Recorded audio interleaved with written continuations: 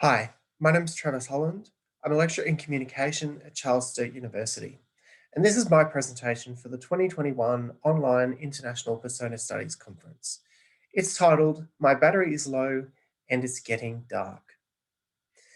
Can a robot die? If not in the physical sense, might we consider such a robot dead if it ceased to operate after 14 years on the surface of another planet and its space agency invited the global human population to mourn as if it had died? This paper is a case study of the Opportunity rover, which was sent to Mars by NASA along with its twin Spirit in 2004.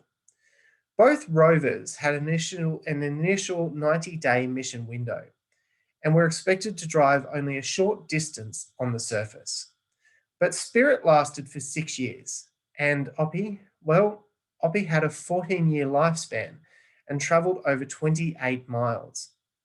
It sent back over 200,000 raw images which help us understand Mars as a place that we might one day visit as humans, rather than just via our robot emissaries.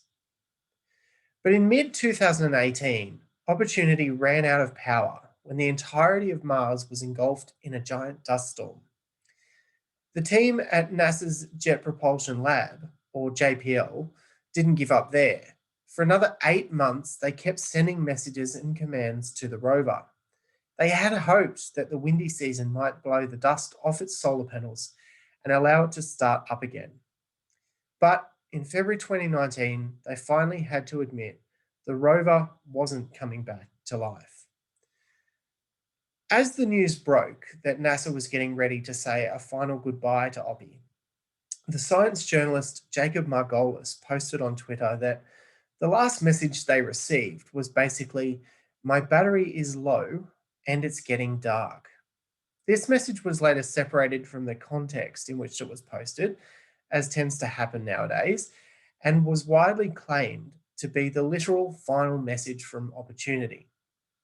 A broadcast on NPR characterized Margolis's tweet as, quote, "a poetic translation of the digital bursts, bites, and squeaks Oppie sent out before going silent." The audio of that piece from NPR, by the way, is really lovely and emotional, and I fully encourage you to seek it out. NASA also set up a website where members of the public could write a postcard to Oppie. They could choose from the images that you can see here, and they put in their own text. There are over 30,000 of these postcards available on the website. You can go to the website, simply click view, and it'll show you a selection of them. And I have some coming up shortly.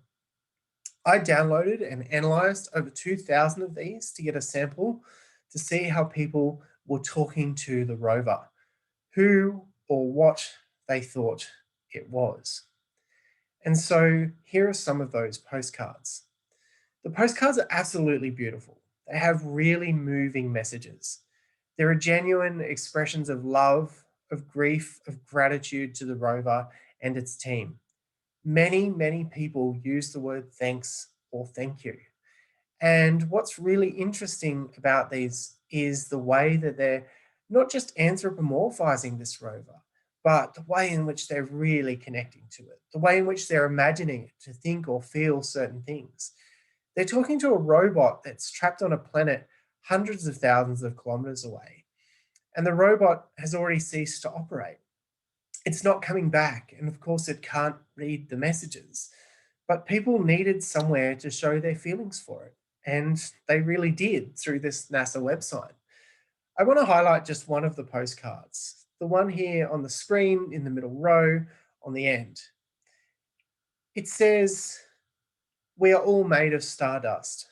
Thanks for touching the brilliance of the universe for us. It may have been dark at the end, but you lit up the world." This has to have been inspired by Margolis's words, "My battery is low and it's getting dark." And this gets us to why I think the robot shows us something really interesting about persona, and that is a collective imagining of the persona. It's not a persona controlled from a central entity or a central point of view. Oppie's persona lives out there in the minds of millions of people. It's not controlled by NASA. Sure, NASA has social channels for Oppie, and there are parody accounts for Oppie as well, which have developed a really distinctive voice. But essentially, the idea of Oppie and its persona is almost fully collectivized. They don't rely on NASA to decide how to feel about this rover. And so, to compare this to pre existing definitions or descriptions of what persona are, I chose Moore, Barber, and Lee's 2017 Five Dimensions of Online Persona, being public, mediatized, performative, collective, and having intentional value. Yes, the rover has a public image, and it is heavily mediatized. In fact, that media system is one of the stronger aspects that you can easily map onto the existing persona categorizations. Given the rover is literally at a great distance from Earth, the development of such a public persona necessitates a highly complex technological mediation.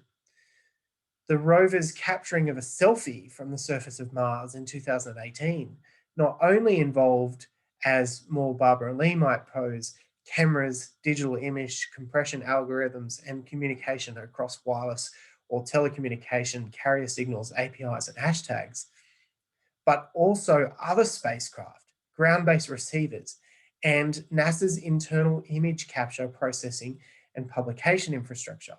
It's a huge mediatized undertaking to get something like the rover's selfie out into the public, not to mention the other images it captured on Mars. The development of Opportunity's public persona thus places even greater emphasis on mediatization than other personae might. It's also highly collectivized.